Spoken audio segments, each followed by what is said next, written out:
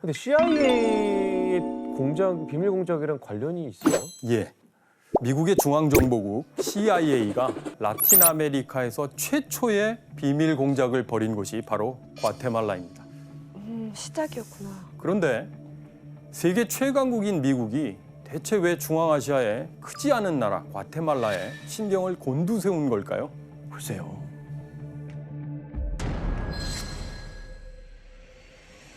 그 이유를 알기 위해선 당시 시대 상황을 이해할 필요가 있는데요. 제2차 세계대전이 끝나고 2년 뒤인 1947년 미국의 해리 트루만 대통령은 세계를 상대로 아주 중요한 선언을 하게 되는데요. 주요 내용을 직접 들어볼까요? President Truman drives to the Capitol. The peoples of a number of countries of the world have recently had totalitarian regimes forced upon them against their will. I believe that it must be the policy of the United States to support free peoples who are resisting attempted subjugation by armed minorities or by outside pressures. 좀 뭐 선포인데 거의? 협박 아니에요? 이 연설을 통해서 트루먼 대통령은 공산주의가 세계에 확산하는 것을 막아야 한다고 주장하면서 세계의 경찰 역할을 하겠다고 선언하게 되는 것입니다. 이 연설은 전 세계를 또 다른 전쟁으로 몰아넣게 되는 그 계기가 되는데요. 바로 냉전이 시작된 것입니다. 냉전 진짜 많이 나온다 우리.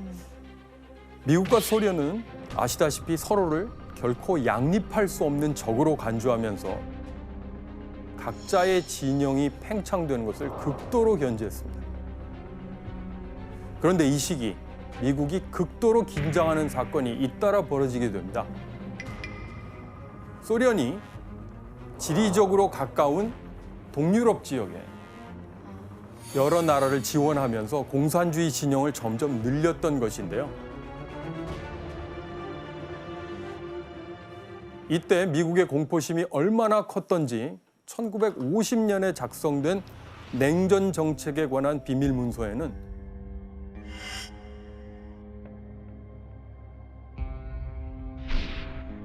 미국이 소련에게 패배하면 미국뿐 아니라 인류 문명 자체가 종말을 맞이한다라고 표현하기까지 했답니다. 당시 미국의 이런 분위기를 잘 보여주는 그림 하나를 같이 볼까요? Is this tomato? 불바다네. 무섭네요. 미국이 공산주의 세력의 지배하에 있다면서 소련 군인들이 미국인들을 죽이고 미국 국기가 불태워지는 상황을 묘사하고 있는데요. 아, 프로파간다. 공산주의를 거의 지옥으로 묘사를 한 거네요. 그렇죠. 이 시기 미국에선 조금이라도 공산주의를 떠올리게 하는 모든 것들을 배척하고 없애버리려 하게 됩니다. 이런 공포심을 가리켜서 레드 컴플렉스 또는 적색 공포라고 부르곤 합니다. 그럼 미국이 저 정도로 이제 공포에 질렸으면 소련을 견제하기 위해서 큰 액션을 취했겠네요. 예, 맞습니다. 트루만 대통령은 소련의 팽창을 막기 위한 여러 가지 방법을 구상하고 즉각 실행에 옮기게 됩니다. 그중 하나로 1947년에 국가안보법을 근거로 중앙정보국, 즉 CIA를 창설하게 되는 것이죠. 그때부터.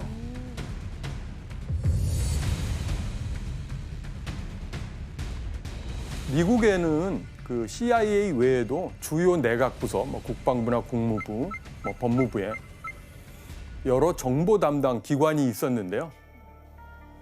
그런데 CIA의 국장에게는 미국 내외에 있는 모든 정보 공동체의 수장으로서 그 모두를 지휘할 수 있는 막강한 권한이 있었던 힘을 것이죠. 엄청 줬구나. 예. 엄청 높네요. 멋지게.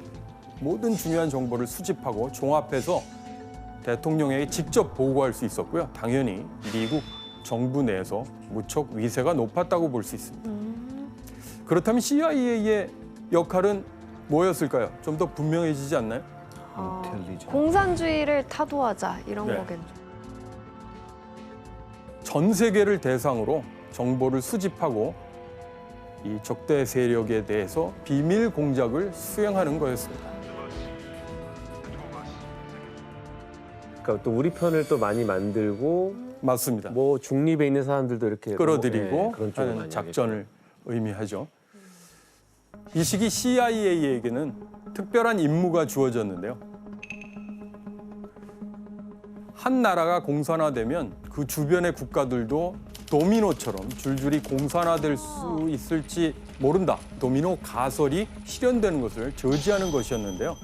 하겠습니다. 관행상 백야드, 뒷마당이라고 이제 얘기를 하죠. 만약 라틴 아메리카에 미국의 반기를 드는 국가가 하나라도 세워지면 미국의 안보를 위협할지 모른다라고 이제 생각하게 됐던 것이죠. 그래서 미국은 1947년 라틴 아메리카의 19개 국가와 한 가지 조약을 맺기로 하는데요. 흔히 리우 협약이라고 알려진 미주 상호 원조 협약입니다. 어떤 아메리카 국가가 내부 또는 외부의 공격을 받을 경우 아메리카 대륙 전체가 위협당한 것으로 간주해 반격할 수 있다. 그러니까 이 아메리카 대륙을 건들면 가만두지 않겠다 이런 그렇죠. 말이네요.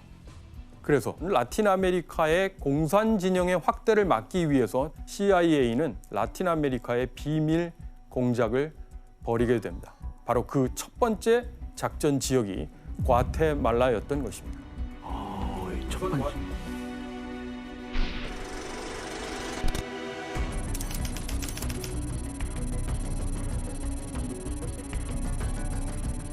과테말라는 16세기 초부터 약 300년 동안 스페인의 식민 지배를 받았고요. 19세기 초에 독립한 이후에 굉장히 정치적 혼란에 휩싸였었는데 100년이 넘게 한 4명 정도의 독재자가 과테말라를 이제 통치했습니다.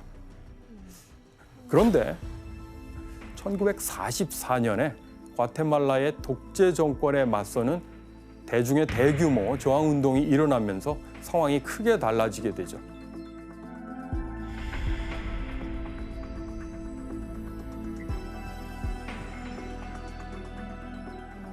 그리고 뒤이어서 1950년 선거에서 하코보 아르벤스 구스만이라는 인물이 대통령으로 선출되었습니다.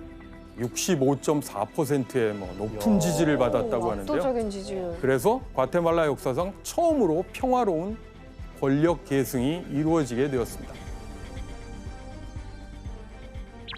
교수님 그러면 이 정권은 뭐 독재 정권도 아니고 쿠데타로 세워진 정권도 아닌데 왜 이 정권이 미국과 CIA를 자극한 건가요? 예, 그것은 아르벤스 대통령의 정책 방향과 관련이 있다고 볼 수 있는데요.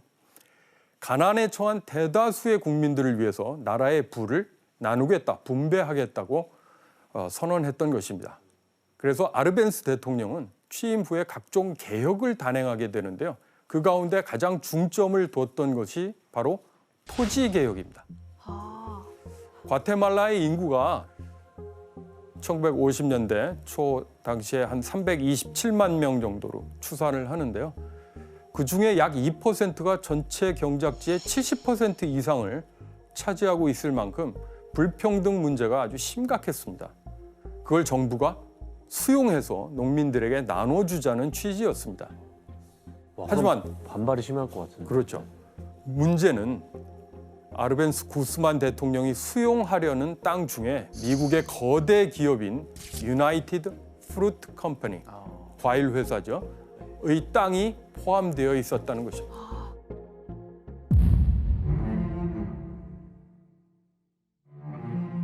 (1952년) 당시에 이 유나이티드 프루트 컴퍼니가 과테말라에서 소유하거나 임대하고 있던 토지는 약 18만 헥타르였고요. 과테말라 전체 경작지의 무려 7분의 1 이상이었어요. 와. 아니 많이 한 빠졌네. 기업이 그것도 외국 기업이 남의 나라 땅을 그렇게 소유하고 있었다고요? 말도 안 된다. 과테말라에서도 그리고 뭐 남미 전체에서도 그렇고 프루트 컴퍼니에 대한 인식이 좀 좋지가 않아요. 왜냐하면 바나나 농장에서 사람들이 거의 노예처럼 일을 하게 만들고 특히 1928년에 콜롬비아에서 바나나 학살이라는 사건이 있었어요. 학살이었어요? 네, 그때는 농장에서 노동 조건을 조금 개선해달라는 그런 파업을 하고 있었는데 유나이티드 프루트 컴퍼니 요청으로 그 콜롬비아 정부가 군대를 보내가지고 노동자들이 그냥 막 죽였어요. 한 1,000명 이상 죽었다고 해요. 그리고 그 과테말라에서 뭐 비슷한 시기에 똑같이 정부를 군대를 보내면서 이렇게 사람들 다 죽이고 뭐 운영하면서 그렇게 총으로 진압하고 그런 경우는 난 처음 듣는 것 그러니까 같아. 한 나라 기업이. 그러니까 무슨 뭐 자국민 학살까지 해가면서 도와주는 거예요. 그러니까요. 유나이티드 프루트 컴퍼니는 지금 짐작하신 대로 상당한 이제 권한을 지닌 회사였는데요. 얼마나 큰 힘을 갖고 있었는지 잘 보여주는 만평 하나를 보도록 할까요? 네. 문어? 아, 문어. 엘 뿔보. 당시 유나이티드 프루트 컴퍼니의 별명은 보신 대로 엘뿔보, 문어였는데요. 다 했구나. 바나나 사업만 한 것이 아니라 거기서 번 돈을 과테말라의 철도, 항만, 유통, 인프라스트럭처, 전기 사업이라든가 여기저기에 이제 투자했던 것이죠. 상황이 이렇다 보니까 미국에서는 과테말라를 두고 바나나 리퍼블릭, 바나나 공화국. 공화국이라고까지 부르기도 했죠. 아니 근데 이렇게 이 정도로 발이 넓은 프루트 컴퍼니면은 토지 개혁을 위해서 얻기 되게 힘들었겠네요. 예, 맞습니다. 그래서 아르벤스 구스만 대통령은 유나이티드 프루트 컴퍼니에 제안을 하게 됩니다. 당연히 값을 치르고 땅을 사겠다는 것이었는데요. 이 요구를 회사 측에서는 거절하죠. 예, 맞습니다. 노른자 땅을 왜 팔겠어요? 맞습니다. 손이니까. 예. 그리고 보상 금액이 너무 적다는 이유였습니다. 뭐 아르벤스 대통령과 또 프루트 컴퍼니 간의 이런 줄다리기를 미국 정부도 굉장히 심상치 않게 지켜보고 있었는데요. 미국 정부는 어떤 생각을 하게 되느냐면 아르벤스 대통령의 토지 개혁 정책이 소련의 영향을 받은 매우 위협적인 정책이라고 이제 보기 시작했습니다. 아르벤스 구스만 대통령은 미국 정부로부터 공산주의자 또는 공산주의에 가까운 인물로 낙인 찍히게 됐는데요. 그리고 1953년 미국은 아르벤스 정부를 무너뜨리기로 결심한 것이죠.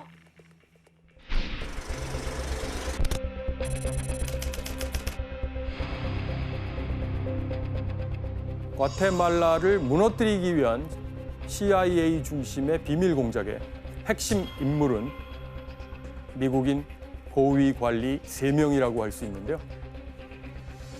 아이젠하워 대통령, 대통령. 국장, 대통령. 장관. 예, 아이젠하워 대통령과 CIA 국장인 앨런 덜레스 그리고 국무부 장관인 존 포스터 덜레스입니다. 탑3네요, 탑3. 탑3. 미국 예, 정권 맞습니다. 그냥 탑3네. 이름이 똑같은 건가? 예, 좋은 추측인데요. 국무부 장관인 존 포스터 덜레스는 이 앨런 덜레스의 형이었습니다. 친형제? 형제구나. 네, 친형제. 형제가 나란히 아이젠하워 행정부에서 외교와 정보기관의 수장으로 손발을 맞췄던 것이죠. 털레스 형제들이 유나이티드 프루트 컴퍼니 그 높은 자리를 맡고 있었고 그래서 만약에 유나이티드 프루트 컴퍼니에서 과테말라에서 손해를 보게 된다면 그들한테도 뭐 손해되는 거죠. 그래서 개인적인 이유도 있었던 것 같아요. 개입하기 위해서. 사익 챙기려고. 네. 아, 이거 못된 놈이네. 몰랐어요. 교수님 그러면 덜레스 형제를 주축으로 한 CIA의 비밀 공작은 뭐 어떤 건가요? 물론 당시에는 철저한 기밀이었는데요. 나중에 기밀 문서가 공개되면서 작전의 전모가 조금씩 밝혀지기 시작했습니다. 수십 년간 비밀에 쌓여있던 CIA의 기밀 문서를 같이 볼까요? 처음으로 보는 기밀 저희가 문서인데요. 볼 수 있는 거죠? 네. 아, 예, 공개가 돼 있기 때문에 작전 명칭이 있었는데요. PB Success. 와, 이게 그 CIA 문서인가요? 예, 저 위에 도장을 찍은 듯한 부분에 보면 CIA Historical 이렇게 돼 있고요. 비밀 문서. 그리고 기밀이었던 문서가 해제됐을 경우 특징적인 단어가 찍혀 있는데요. Sanitized 같은 단어입니다. 소곡됐다. 예, 소독된 채 공개됐다는 얘기죠. 아마 공개할 때 민감한 정보를 다 지웠다. 아 지웠네 보니까. 자, 보시면은 중간에 흔히 화이트 칠돼 있는 수정 테이프. 예, 중요한 이름이라든가 밝혀지면 개인정보 때문에 문제가 제기될 만한 상황들을 이제 없앴다는 얘기인데요. 그럼 크리스 씨가 한번 이 문서의 내용을 읽어주실래요? The plan of operations called for attempts to subvert and or defect army and political leaders, broad-scale psychological warfare, and paramilitary actions. During the period August through December 1953, a CIA staff was assembled and operational plans were prepared. 와, 근데 이런 민감한 정보들을 오픈해도 되는 건가? 예. 아니, 저는 이런 내용을 사실 음모론으로 생각한 적이 있었거든요. 근데 이렇게 적나라하게 팩트로 드러난 거네요. 예. 이렇게 아르벤스 정부의 전복 작전을 세운 CIA가 제일 먼저 한 일, 그게 뭘까요? 아르벤스 대통령에 맞서서 쿠데타, 어떤 반란을 일으킬 만한 인물을 물색하는 것이었습니다. 그러던 중에 적임자를 찾아내는데요. 바로 과테말라의 전직 군인인 카를로스 카스티오 아르마스 대령입니다. 야, 총을 차고 있는 거구나. 잠깐만 저게 거의 뭐 깽인데요? 와. 예, 카스티오 아르마스는 아르벤스 정부에 대해 반감이 굉장히 강한 인물이었거든요. 제가 알기로는 일단 미국과 굉장히 친했던 인물로 알고 있고요. 그 온두라스 머무를 때부터 미국 대사관 있었는데 자기 좀 지원해달라고 미국 관계자들한테 요청하기도 하고 미국 CIA는 만만해 보여서랄까 미국이 원하는 그 뜻대로 잘 통제할 수 이분이 잘 있는? 따라줄 것 같아서 구워 삶을 수 있을 것 같아서. 네, 그렇게 표현해도 될 것 같아요. 그럼 저 사람을 앞세워가지고 CIA는 뭐 어떤 계략을 세운 거예요? CIA는 과테말라와 국경을 맞대고 있는 바로 온두라스에 쿠데타를 일으키기 위한 작전 기지를 설치합니다. 그곳에서 CIA가 어떤 일을 했는지 다시 한번 확인해 볼까요? A. 준 군사 작전. 89톤의 장비가 준비되었다. 작전 지원은 온두라스와 니카라과의 국경 안에서 이루어졌다. 돌격대와 전문 요원 260명이 배치되었다. B. 항공 작전. 전장에 있는 군대에 대한 공중 보급이 약 80회에 걸쳐 다양한 종류의 항공기로 수행되었다. 와, 스케일이 엄청 큰데요? 예. 전쟁인데 항공 이거? 작전까지. 아르마스는 CIA의 도움으로 반군을 무장시킬 수 있었고 또 훈련해서 쿠데타를 성공시킬 작전을 짜게 됩니다. 하지만 반군이 약 500여 명 정도 됐는데요. 그 쿠데타를 성공시키기에는 역부족으로 보였어요. 왜냐하면 아르벤스의 정부군은 반군보다 10배가 많은 5천 명, 최소한 5천 명이었다고 알려져 있고요. 그래서 CIA는 쿠데타를 성공하기 위해 이것을 이용한 또 하나의 작전을 수립하게 되는데요. 과연 무엇이었을까요? 그러니까 민심을 좀 안 좋게 만드나? 반송? 예, 방송. 어떤 계획을 세웠는지 미국 국무부에서 공개한 기밀 해제 문서에서 확인해 보도록 하겠습니다. 늦어도 5월 둘째 주부터 몇 주 동안 우리는 과테말라인들에게 불신을 자극하고 군대가 현 정권에 대한 불만을 표출하도록 하는 것을 목표로 해야 한다. 이를 위해 우리는 이용 가능한 모든 수단을 써야 한다. A. 라디오. B. 해방의 소리. C. 루머다. 특히 루머는 라디오를 통해 시작되어 입소문을 통해 퍼져나가도록 해야 한다. 작전했구나. 그렇다고 볼 수 있죠. 그걸 근데 함부로 이렇게 방송을 할 수가 있나? 이제 해방의 소리, 라 보스 데 리베라시온이라고 일종의 방송국을 만들어서 이제 진행하는 프로젝트였다고 볼 수 있습니다. 대체 라디오를 통해서 어떤 메시지가 전파됐는지 직접 내용을 들어볼까요? 네, 진짜 너무 궁금하다. 무슨 내용일지. Luchamos por la razón, por la justicia, por el derecho, por la democracia. Nuestra lucha se orienta hacia estos fines, contra la infiltración comunista en Guatemala como fuerza política en acción. Arbenz, por medio de su silencio, 업무에 se ha 봉사하고 있다? identificado como miembro o como instrumento de la conspiración comunista que tiene a nuestro país en sus garras. Se ha identificado como miembro o como instrumento de la conspiración comunista que tiene a nuestro país en sus garras. Vamos a leer, repitiendo para ustedes, el mensaje enviado por oficiales de alta graduación. 진짜 말 그대로 악성 루머네요. 뭐 그 예? 대통령을 빨치산으로 몰아가고 있고. 빨치산은 어디에 있는 거예요? 과테말라에 있나요? 그거는 산은 아니고요. 네. 파르티잔이라고 하는 뭐 영어에서도 파티잔이라고 있는데 아, 거기서 예, 온 말이에요? 그거를 이제 보면은 오해할 수 있겠네. 어디에 있는 산인가. 그럴 수 있겠네. 빨치산으로 몰아간다 그러면 빨치산 봉우리로 가야 되나? 몰아서 봉우리로, 정상을 향해서. 정상으로. 기막힌 추론입니다만 자, 이 라디오의 중요 내용은 CIA가 지원하는 아르마스의 반군을 민주주의와 정의의 편이라고 소개하거나 또 포장하고 있죠. 또 아르벤스 대통령을 공산주의자, 또 공산주의자를 에게 매우 우호적인 인물이다. 이렇게 이제 몰아가는 거였다고 볼 수 있습니다. 방송이 시작되고 약 석 주 정도 지났을 때 과테말라인들을 크게 흔들어 놓는데 어느 정도 성공했다고 볼 수 있는데요. 여기서 문제 하나를 내도록 하겠습니다. 퀴즈. 1954년 5월 24일 CIA는 라디오 방송에서 프라이팬과 냄비를 이용해서 특별한 작전을 벌이는데요. 이 작전의 내용은 무엇이었을까요? 정답. 예, 혜성 씨. 라디오 방송을 하다가 프라이팬과 냄비를 막 두들겨서 소리를 내가지고 지금 방송국이 침공당했다, 공격당했다, 전쟁이 일어났다. 혜성 씨 정답입니다. 100%입니다. 자, 그럼 당시 실제 방송을 들어볼까요? 와, 이거 진짜 궁금하다. 무슨 소리가 날지. Que ya no llora su desgracia porque la fuente de las lágrimas ha sido agotada.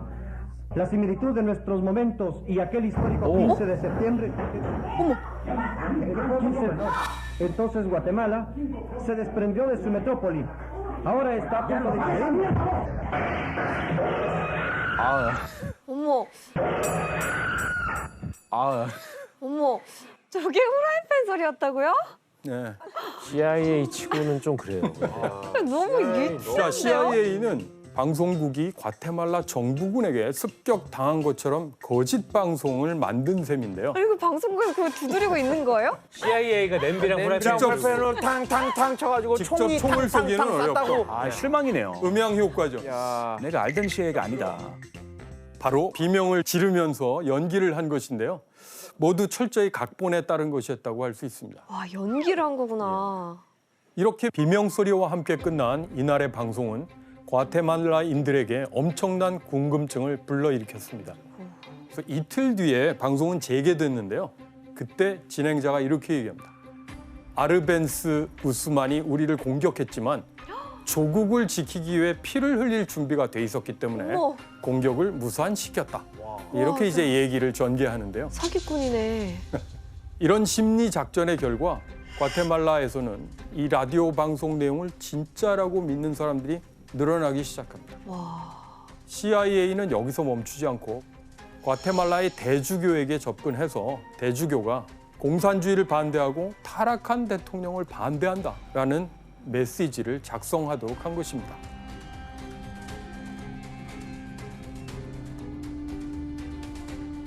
과테말라인 중에는 가톨릭 신자가 많았기 때문에 과테말라 대주교의 편지는 큰 영향력을 발휘했다고 할 수 있습니다.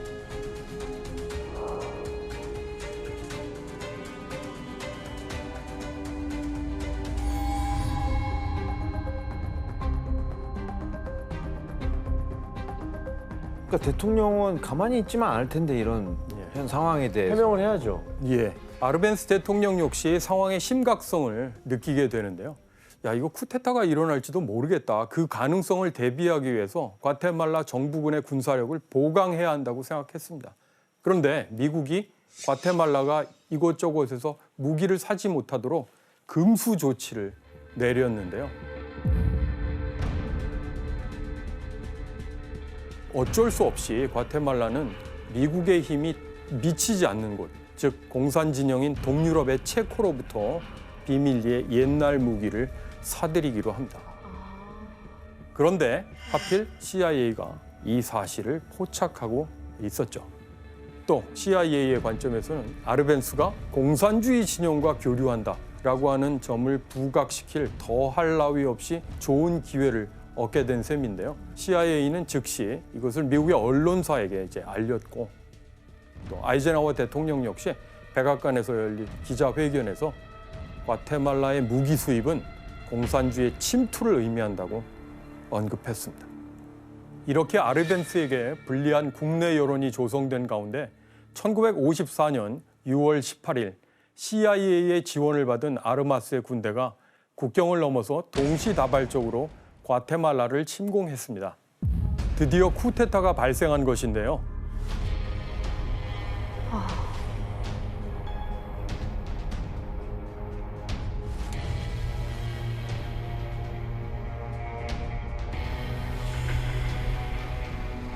밀려오는 아르마스의 군대에 맞서기에는 심리전에 크게 사람들이 이제 흔들리고 있었고 대통령에 대한 신뢰가 알게 모르게 깎이고 있었습니다.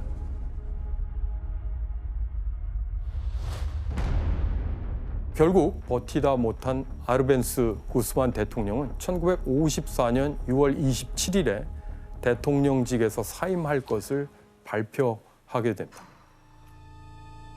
Han tomado de pretexto al comunismo. La verdad es muy otra. Los gobernantes norteamericanos es una patraña. He tomado una dolorosa y cruel determinación. 그 뒤에 대통령은 멕시코로 망명하게 되었습니다. 아니 그러면 이제 쿠데타가 성공을 한 거잖아요. 예. 그 이후에 과테말라는 그럼 어떻게 됐는지. 카스티오 아르마스는 대통령으로 추대됐습니다. 야. 그리고 카스티오 아르마스는 자신의 정권을 강화하기 위해서 반대파들을 제거하겠다는 생각을 하게 됩니다. 그때 반공국방위원회라는 걸 세워가지고 인구의 거의 10분의 1 가까이 거의 30만 명 이상을 공산주의자로 이제 규정했다고 알려져 있습니다. 또 아르벤스 구스만이 추진하던 모든 개혁 정책을 전면적으로 이제 중단했습니다. 결수. 그렇죠. 이 CIA의 지원을 받은 아르마스는 뭐 얼마나 오랫동안 정권을 유지했나요? 그의 임기는 단 3년에 그치고 맙니다. 왜냐하면 그가 1957년 경호원에 의해 암살당하고 마는데요.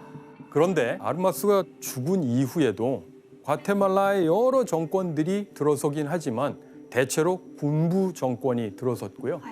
또 군부 정권이 들어선 데에 대해 항의하는 사람들이 거세게 저항을 했는데 그 과정에서 1960년부터 과테말라의 내전이 펼쳐지고 또 1980년대 들어서는 훨씬 더 참혹한 양상을 띠게 되었습니다. 그래서 이 36년간의 내전 기간 동안 최소 20만 명이 살해되거나 실종되거나 그리고 약 150만 명 이상이 삶의 터전을 떠나 다른 곳으로 이주할 수밖에 없게 되는데 그런 상황을 맞이하게 됐습니다. 그런데 과테말라 쿠데타 이후에 미국 CIA로서는 기세가 올랐고 또다시 어떤 나라에 반란을 모색하게 되는데요. 그 대상은 바로 카리브해의 섬나라 쿠바였습니다.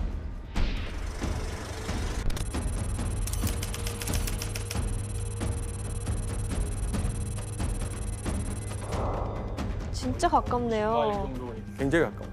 사실 쿠바와 미국과의 관계는 지리적으로 가깝듯이 실제 이제 역사적으로 매우 가까웠는데요. 1898년에 미국하고 스페인이 전쟁을 하고 거기서 미국이 승리를 거둔 이후에 사실 쿠바는 미국의 궤도 안에 포함되게 됩니다. 그때 프란시오 바티스타라는 사람이 정권을 잡고 또 미국인들에게 많은 이권을 챙겨주기도 하고 그런데 1950년대 중반에 이런 쿠바 상황을 완전히 뒤바꿔놓는 두 인물이 등장하는데 수염. 체게바라 왜 이렇게 익숙하지 이름이? 혁명가로 유명하잖아요. 자, 두 사람의 이름은 한 번쯤 들어봤을 텐데요. 체게바라를 네. 어디서 들었죠? 이들은 쿠바를 좌지우지했던 그 바티스타의 독재 정부를 겨냥해서 게릴라 전투를 이제 벌이게 되고 결국 1959년 1월 1일에 바티스타를 무너뜨리고 쿠바 혁명에 성공하게 됩니다. 야. 그러면 잡고서 이제 어떤 정책을? 설탕이라든가 또 전기 분야 같은 경제 부문을 미국 기업의 소유로부터 강제 수용하는 조치들을 펼치게 됩니다. 자, 그럴 경우 미국은 투자자들과 크게 충돌을 빚게 되는 건데요. 미국 정부는 카스트로를 공산주의자다. 또 방송해야죠. 프라이팬이랑 냄비 들고. 네, 당시 미국이 쿠바의 이런 여러 개혁을 보고 어떤 걸 했나요? 미국 전체에 쓰는 설탕 쿠바 3분의 1 쿠바에서 왔어요. 쿠바산이에요. 근데 그 아이젠하워가 설탕 5분의 1로 줄여주겠다고 수입을 그래야 경제적인 타격하겠다. 그거 발표하고 나서 바로 다음 날 소련이 그래 그 남은 설탕을 우리 몽땅으로 우리가 수입할게. 미국은 필요 없다. 실제로 60년대에 카스트로가 쿠바의 리더랑 소련의 권력자 후르쇼프를 직접 대면으로 만나서 지원을 약속받기로 했으니까 야, 그러면은 미국 입장에서는 이 우려했던 상황이 현실로 딱 나타났네요. 맞습니다. 위기감이 굉장히 고조되고 이때 목소리를 높인 사람이 있었어요. 과연 누굴까요? 과테말라에서 어느 정도 성공을 거뒀던 인물이죠. 덜레스? 맞습니다. 바로 CIA 국장 앨런 덜레스. 덜레스. 근데 작전들이 좀 이상하게 유치하던데 그게 먹히네. 이게 1960년 11월에 미국 대통령 선거가 있었는데 거기서 유명한 존 F 케네디가 새로운 대통령으로 당선됐습니다. 케네디. 그때 CIA 국장 앨런 덜레스가 취임하기 전인 케네디를 찾아가서 쿠바에 대한 CIA의 비밀 공작에 대해서 브리핑하게 됩니다. 그래서 쿠바 침투 작전이 실행되었습니다. 쿠바의 카스트로를 무너뜨리기 위한 CIA 작전명 역시 있는데 그것은 자파타였습니다. 자, 이 자파타 작전을 기록한 미국 정부의 기밀 문서가 있는데요. CIA가 주도는 하되 미국 대통령에게 사실상 승낙을 받습니다. 탑시크릿이네요. 그러네요. 이것도 탑시크릿. 제목을 보면 피그스만을 침공하는 작전, 그거에 대한 공식 기록. 바로 그 지점 히론 해안을 통해서 쿠바의 반카스트로 세력을 침투시키려고 했고 그래서 미국 플로리다에 있는 반카스트로 세력, 쿠바에서 망명한 사람들을 모아서 자금을 지원하고 훈련을 시켰습니다. 그리고 마침내 1961년 4월 17일 새벽 1시에 네 척의 수송선에 약 1,400명의 반카스트로 세력이 히론 해안에 이제 접근을 했는데요. 자, 그런데 사전에 움직임을 간파하고 있었던 카스트로가 전투 준비를 마치고서 반군을 오히려 기다리고 있었던 셈이죠.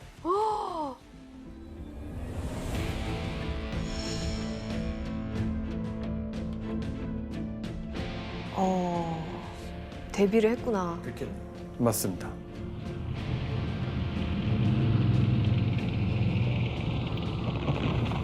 기다리고 있어요. 기다리고 있던 카스트로의 지휘 아래서 지상에서는 이제 쿠바의 군대가 반군을 막아낸 것이고요. 하늘에서는 또 공군이 공습을 했습니다.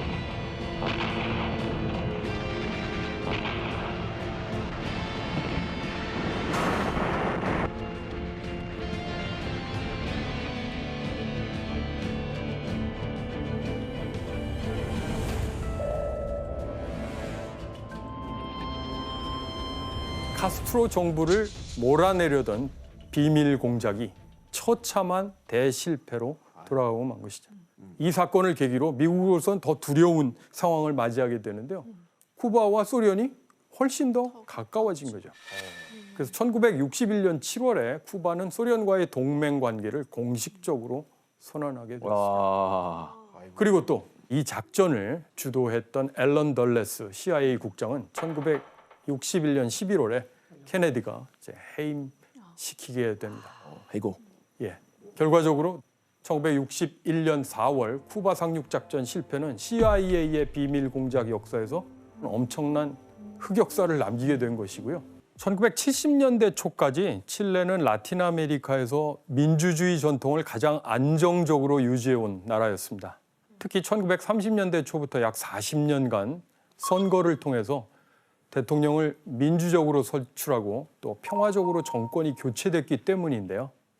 근데 아까 미국이 위협을 받은 나라라고 아까 하시지 않았나요? 칠레가 근데 왜 미국한테? 예, 맞습니다. 바로 1970년 칠레를 지켜보던 미국의 주요 인물들이 칠레가 공산화될 위협이 있다 또는 공산화되고 있다라고 판단했기 때문인데요. 닉슨. 보시다시피 당시 미국 대통령은 리차드 닉슨이었고요. 그리고 CIA 국장 리처드 헬름스입니다. 그리고 또 백악관 안보보좌관이던 헨리 키신저였습니다. 유명한 분이죠. 그쵸. 많이 들어봤어요.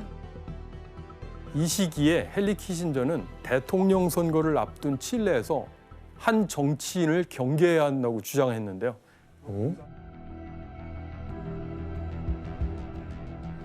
우리는 라틴 아메리카의 모든 지도자들 가운데 아이엔데를 미국의 가장 적대적인 인물로 간주했다. 그는 공공연한 카스트로의 지지자이며 반미주의자였다. 또 그의 국내 정책은 칠레의 자유와 인권을 위협하는 것이었다. 아이엔데? 예, 살바도르 아이엔데라는 인물인데요. 헨리 키신저가 칠레의 반미주의자다. 그래서 결국은 미국에게 굉장히 위협적일 수 있다라고 지목한 이 살바도르 아이엔데는 대체 어떤 인물일까요? 그는 칠레 사회당의 수장으로서 약 40년간 정치 생활을 이어온 정치인이었습니다. 사회주의 성향이 강한 인물이고 미국의 이해관계와 충돌할 가능성이 높다고 생각했거든요. 그래서 CIA는 1964년 선거부터 적극적으로 개입해서 친미 성향의 후보가 당선될 수 있도록 비밀 공작을 펼칩니다.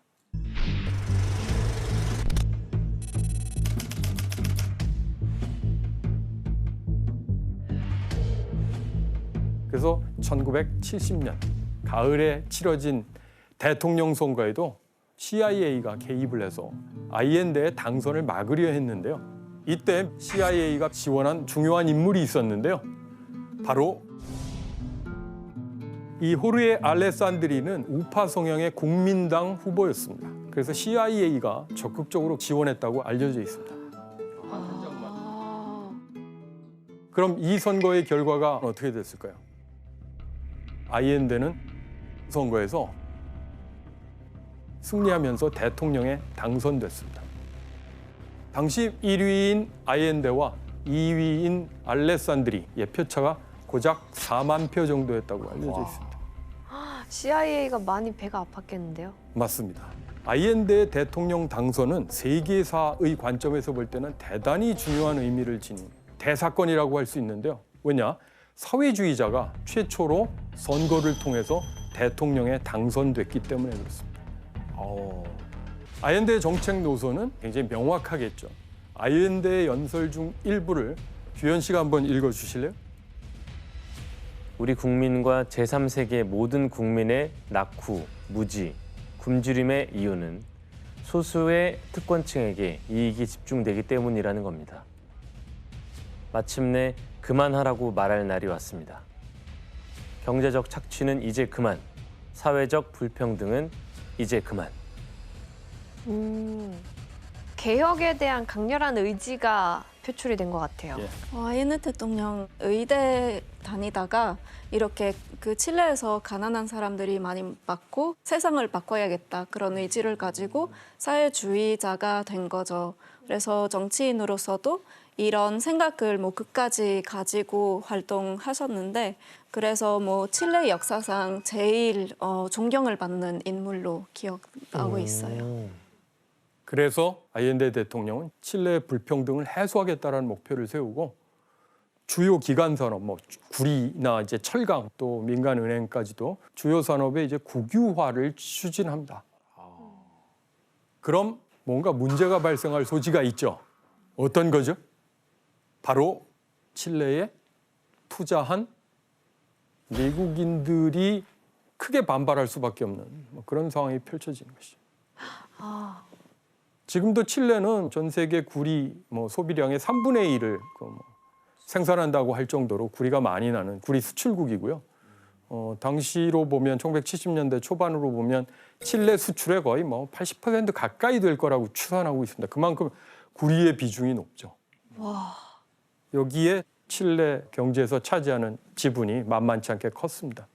그러니까 이런 기업들이 칠레의 국유화 정책이랄까 강제 수용 정책을 당연히 불편하게 바라볼 수밖에 없었던 것이죠. 반대하죠. 그렇다고 이제 거기서 그만둘 CIA가 아니기 때문에 다른 전략을 또 짜겠죠? 예, 미국 정부로서는 아직도 기회가 남아 있다고 이제 생각을 했고요.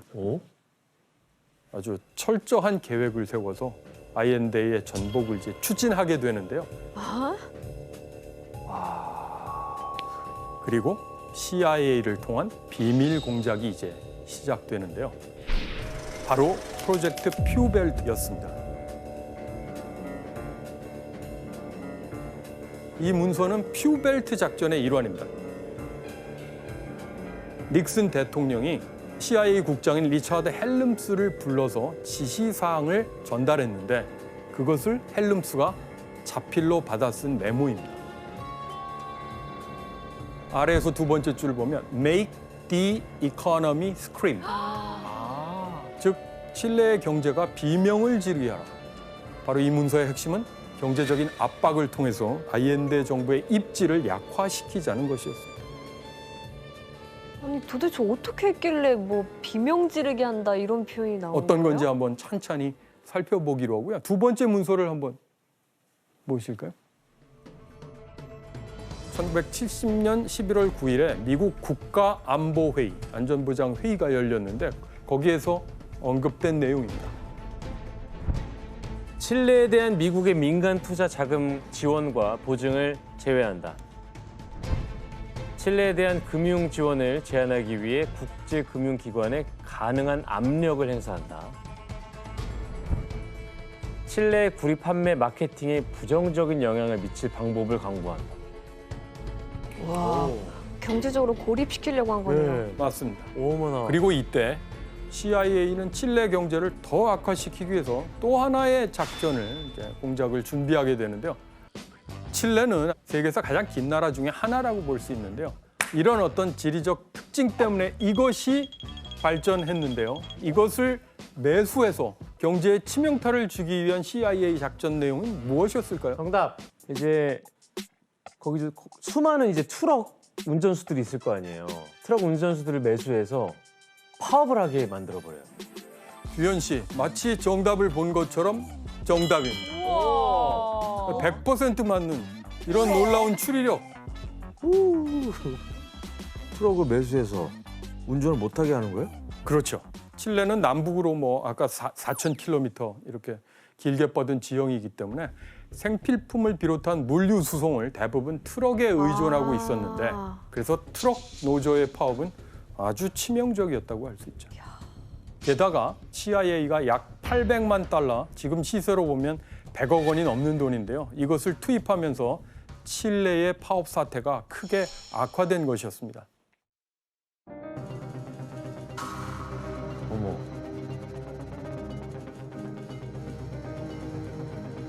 노조 파업. 대박이다. 아니 트럭 노조를 파업시켜버리는 거는 너무 세다. 이 영화보다 더 하잖아요. 그러니까 지금으로 치면 예를 들면 택배사 파업시키고 막 이런 느낌인 거잖아요. 맞습니다.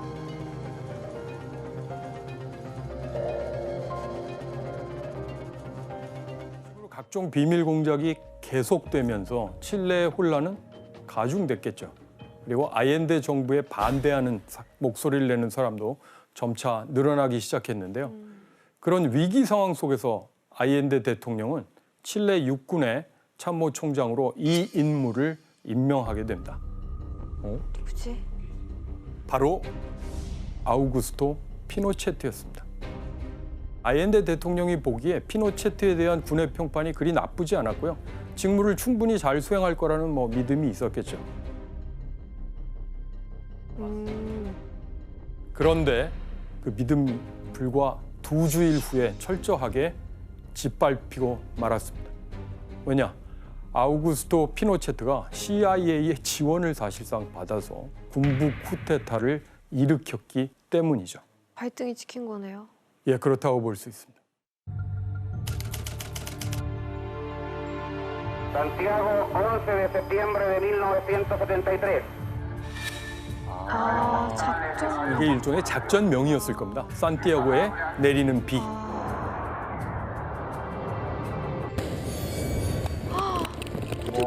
폭격을 하냐?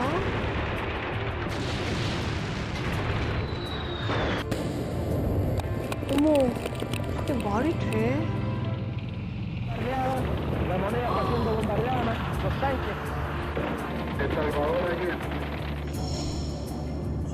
어머, 어떡해.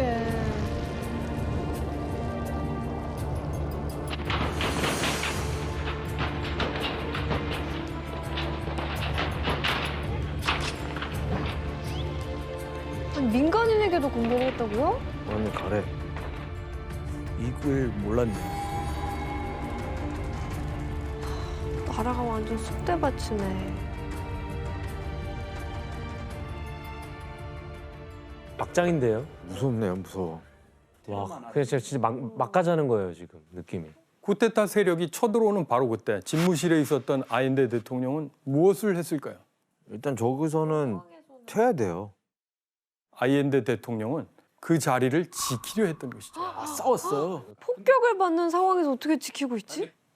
아엔데는 이 쿠데타 세력에게 점령되지 않은 국영 라디오 방송과 전화로 연결해서 대국민 성명을 발표합니다.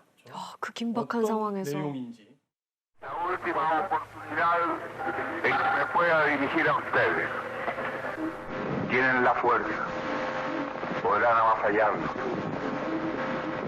pero no se detienen los procesos sociales, ni con el crimen, ni con la fuerza.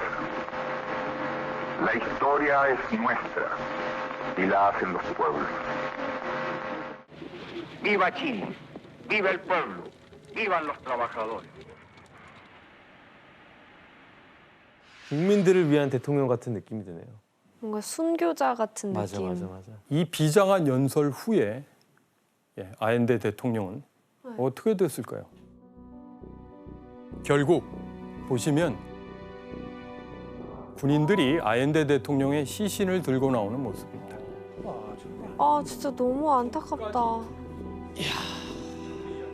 이렇게 CIA의 지원과 칠레 군부의 쿠데타에 의해서 칠레의 첫 사회주의 정부입니다. 3년 만에 무너지게 되었습니다. 그러면은 그 이제 CIA에 지원한 그 피노체트 그 사람이 대통령을 하는 거예요? 예, 맞습니다. 피노체트는 칠레 대통령이 되어서 1973년부터 1990년까지 17년간이나 그야말로 철권 통치를 펴면서 독재자로 군림하게 되었습니다. 와, 장기 정권. 그럼 피노체트가 칠레를 장악한 후에 가장 먼저 벌인 일이 뭘까라고 한번 질문을 던져보겠습니다. 숙청, 그렇지. 예, 맞습니다. 쿠데타에 성공한 날로부터 약 2달 동안 피노체트가 칠레의 국립경기장 산티아고에 시민 약 2만 명을 잡아들였다고 하고요. 우와. 2만 명. 그곳에서 수많은 사람들이 고문당하거나 또 반대파로 지목돼서 일부가 살해당하는 일까지 벌어집니다. 테러네. 그렇죠. 국민에 대한 테러라고 할 수 있고 반대파에 대한 테러라고 할 수 있는데요. 이러한 작전을 실행하는 그래서 악명을 떨친 기구가 바로 칠레의 디나라고 알려져 있는데요. 히틀러에게 게슈타포라고 하는 비밀 경찰이 있었다면 피노체트에게는 디나가 있다 할 정도로 그런 말이 가능한데요. 이 디나는 피노체트의 반대파, 특히 노동운동가나 또 좌파 성향의 인물들을 색출하는 일까지 했던 것이죠. 그리고 그는 전국 각지에 강제 수용소랄까 그런 것들을 운영하면서 민간인들을 고문하고 심지어 살해하기까지 합니다. 아, 너무 무서워. 그리고 또 피노체트는 이런 디나뿐만 아니라 또 다른 특수부대, 예컨대 죽음의 순례단 이런 이름의 특수부대를 만들어서 반체제 인사들을 이제 체포하고 그 시신을 헬기에 실어서 이곳저곳에 떨어뜨려 버리기도 합니다. 아까 17년이라고 했는데요. 피노체트 독재 기간 동안에 이런 방식으로 살해된 국민의 수가 약 3,200명 정도 선으로 추정이 되고 고문을 당한 사람은 훨씬 더 많았겠죠. 아이고. 그 독재자를 지지하는 바람에 칠레에 저렇게 비극이 찾아온 거잖아요. 맞습니다. 이런 상황들이 되면은 뒷수습을 좀 해줘야 되는데 미국이. 예. 쿠데타에 성공한 뒤에 닉슨 대통령과 그 안보 보좌관 헨리 키신저가 나눈 통화 내용이 있는데 그게 이제 기밀 해제되었습니다. 그 문서를 함께 볼까요? 통화도 공개. 두 사람의 통화 내용입니다.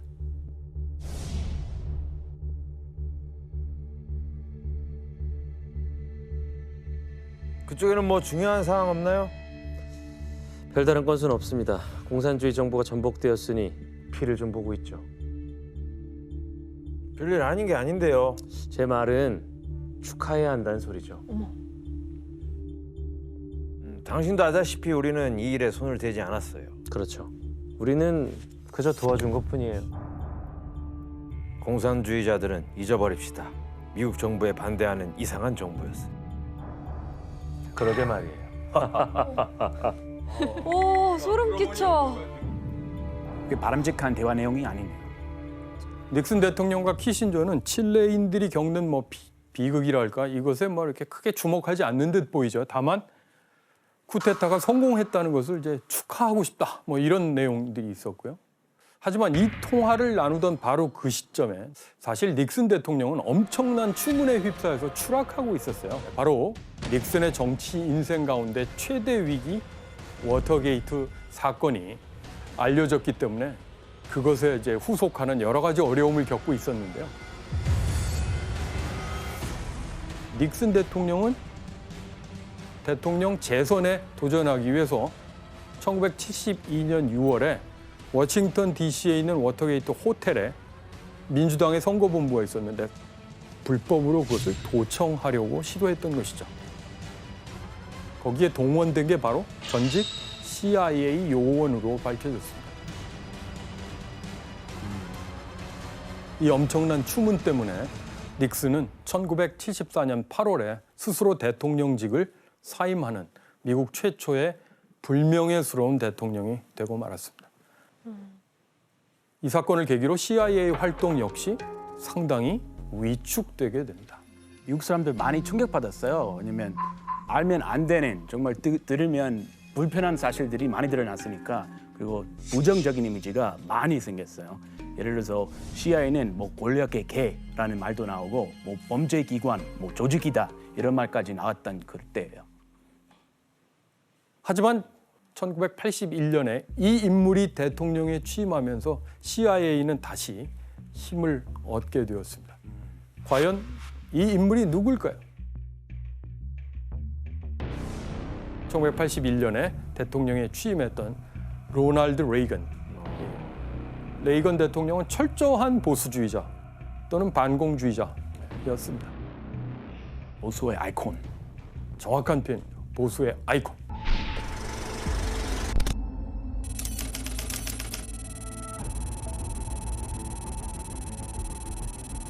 (1970년대) 말까지 니카라과에서는 소모사 가문이 권력을 잡고 있었어요.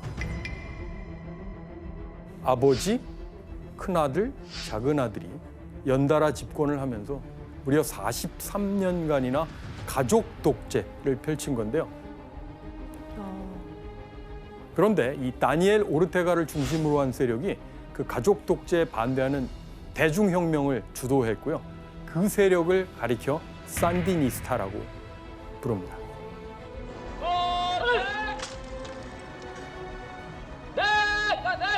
그래서 결국 산디니스타는 1979년 7월에 소모사 가문을 몰아내는 데 성공을 했고 소모사 시절과는 다른 사회경제 정책을 추진하려고 했습니다. 자, 바로 이 순간 레이건은 산디니스타 정부를 무너뜨리기 위한 비밀 전쟁 계획을 승인하는데요.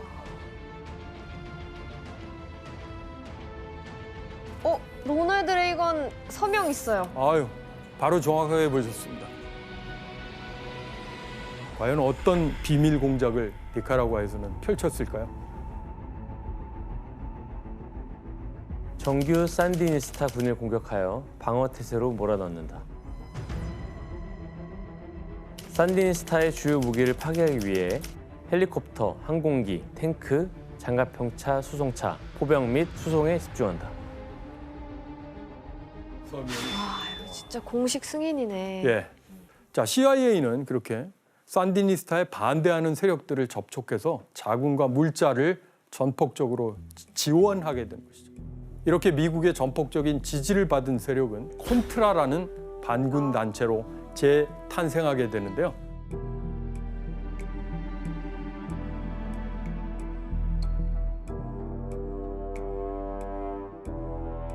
레이건으로서는 콘트라를 지원해서 산디니스타 다니엘 오르테가 정부를 무너뜨린다. 이렇게 이제 계획을 세웠던 거죠. 우와. 그래서 콘트라는 온드라스, 가까운 나라인데요. 작전 기지를 두었고요. CIA의 지시에 따라서 산디니스타 정부를 혼란에 빠뜨리는 여러 테러 행위들을 벌였는데요. 그러니까 미국은 콘트라가 이렇게 불법 행위를 저지른 것을 사실 알면 심지어 콘트라가 마약 운송, 유통 여기에 이제 손을 대기 시작한 것이죠.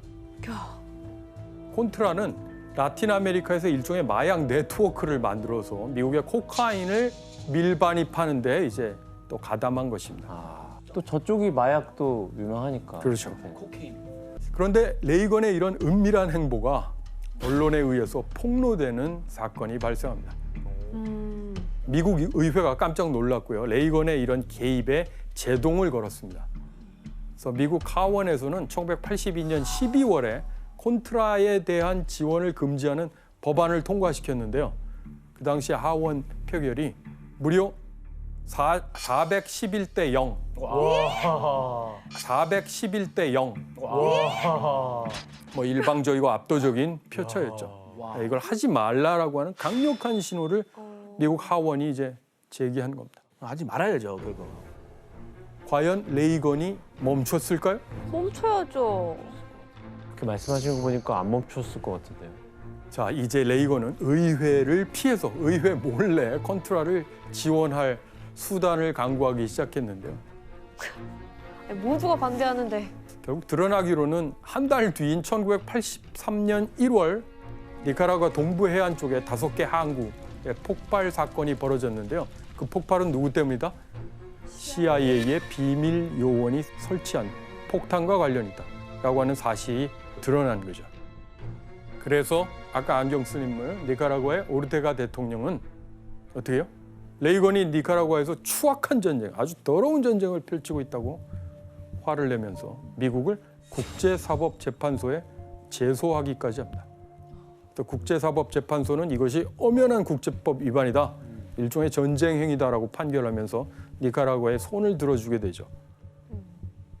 결국 레이건의 니카라과 지원 정책, 콘트라 지원 정책은 궁지에 몰리게 되었습니다. 다 나라 안팎으로 이렇게 반대를 하고 압박을 주면 레이건 대통령도 이제는 그 콘트라를 그만둬야 되는 거 아니야, 활동을? 그만해야죠. 하지만 레이건은 비밀 공작이라는 게 제동을 걸리자 그럼 비밀 공작을 계속하기는 좀 어렵다. 합법적으로 지원하는 방법은 없을까? 그렇게 생각하게 됩니다. 와우. 합법적으로 지원? 그러려면 뭔가 명분을 만들어야겠지. 맞습니다. 레이건이 직접 TV와 라디오에 나가서 콘트라에 대한 미국인들의 지지를 호소하게 됩니다. We have an obligation to be of help where we can to freedom fighters and lovers of freedom and democracy from Afghanistan to Nicaragua. They are the moral equal of our founding fathers and the brave men and women of the French resistance. We cannot turn away from them. 이 캠페인 이후에 레이건 대통령은 콘트라를 비교적 공식적으로 지원하기 위해서 워낙 국방부에서 모아놓은 기금이 있었거든요. 그중에 1억 달러를 사용하려고 하는데 그것을 승인해 줄 것을 의회에 요청하게 됩니다. 1억 달러. 예. I don't believe there's a majority in the Congress or the country 1986년 that 6월에 counsels passivity. 결국 이 레이건의 요청이 받아들여지게 됩니다. 레이건 대통령에게 이제 드디어 공식적으로 콘트라를 지원하는 길이 열린 셈이죠. 대놓고 하네. 그런데 충격적인 보도가 터져나오면서 대단한 반전을 이루게 되는데요. 더 있어요? 예, 바로 소식의 진원지는 멀리 레바논에 있는 한 신문사였습니다. 레바논에 아쉬 시라라고 하는 신문사가 있었는데요. 그 신문이 1986년 11월 초에 이런 보도를 하게 됩니다.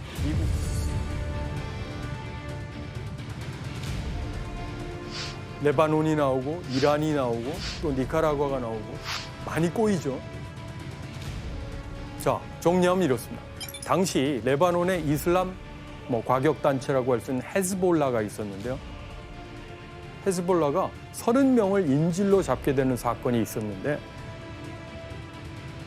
레이건 행정부는 비밀리에 헤즈볼라의 영향력을 행사할 수 있는 이란에 접근하려고 합니다. 그러니까 말하자면 인질 석방을 위해서 이란에게는 그럼 나름대로의 제한을 해야 되지 않겠어요? 그러니까 바로 무기를 판매할 테니까 인질을 석방하는 데 도움을 달라고 요청하게 됩니다. 이란은 당시에 이라크와 전쟁을 벌이고 있었고 그 무기가 필요했기 때문에 레이건 행정부의 제안을 받아들이게 되는 거고요. 그래서 결국 어떤 일들이 벌어졌느냐? 미국이 직접 테러 국가로 규정한 이란에 무기를 지원하게 된 셈이었거든요. 이중적인 정책이 한두 가지가 아니네요. 맞습니다. The United States gives terrorists no rewards and no guarantees. We make no concessions. We make no deals.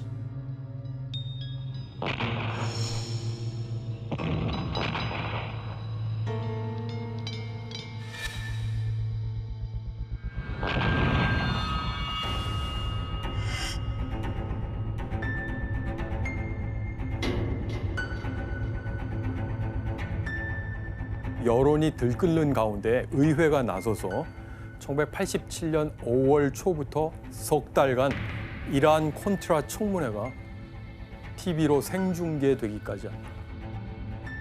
Every time an American hostage was released, last September, this July, and again just this very month, there had been a major shipment of arms just before that. Are we all to believe that was just a coincidence? How can you justify this duplicity? Could you explain what the Israeli role was here? 레이건 대통령은 이 폭로를 그러면 그냥 순순히 인정을 했나요? 은폐하기 위해서 굉장히 애썼는데 특별 검사가 또 끈질기게 조사도 했고요. 그래서 그런 희한한 무기 거래의 규모가 드러나게 됐습니다. A few months ago, I told the American people I did not trade arms for hostages. My heart and my best intentions still tell me that's true, but the facts and the evidence tell me it is not. As angry as I may be about activities undertaken without my knowledge, I am still accountable for those activities. 그간 인기도 있었고 비교적 정직한 이미지를 갖고 있었던 레이건은 이 사건을 통해서 조롱의 대상이 됐는데요. 풍자하는 만평 하나를 이제 보도록 하겠습니다. 아침 저녁으로 말이 달라지는 이제 레이건을 비꼬고 있는 셈인데요. 레이건은 해가 뜨기 전에 그런 일이 없었다며 말하고 있는데요. 해가 뜨자 나는 모르는 일이었다. 근데 저희가 테이크 1에서 테이크 12번까지 갔는데? 그러네요. 말을 12번 바꿨나 봐요. 너무 무책임하죠. 아니 한 나라의 대통령이 모르면 누가 압니까? 그래서 혹시 탄핵의 대상이 돼야 되지 않을까 하는 여론이 형성되고 있었습니다. 하지만 결국 결정적인 증거가 밝혀지지 않으면서 레이건은 위기를 살짝 모면하게 되었습니다. 탄핵이 안 됐구나. 레이건은 더 이상 콘트라를 지원하기는 좀 어려웠지만 이번에는 이제 콘트라 말고 니카라과 안에는 산디니스타 정권을 반대하는 일종의 정당과 시민 단체들이 있었는데요. 바로 그들을 돕게 되는 것이죠. 공식적으로 민주주의를 위한 원조 기금 이런 것들을 이제 활용하게 됩니다. 공식적인 기금을 통해서 니카라과를 도왔던 게 약 450만 달러였다고 추정하고 있고요. 이 작전은 1990년 2월에 니카라과 대통령 선거가 있었는데요. 그때 산디니스타의 반대편인 보수 야당 후보 비올레타 차모로라는 후보가 당선되면서 마침내 결실을 맺게 되었습니다. 그리고 그 바로 다음 해 1991년에 소련이 해체되면서 냉전이 공식적으로 종료된다고 알려져 있죠. 이제 끝났겠네요, 그러면. CIA가 지난 몇십 년간 벌였던 비밀 공작의 규모도 상당히 줄어들게 되었습니다. 소련이 망하고 나서야 이런 비극이 끝난 거네요. 하지만 니카라과는 근데 그런 여러 우여곡절 끝에 사실 중아메리카에서도 가장 가난한 나라가 됐고요. 가슴 아픈 부분이 많은 나라입니다.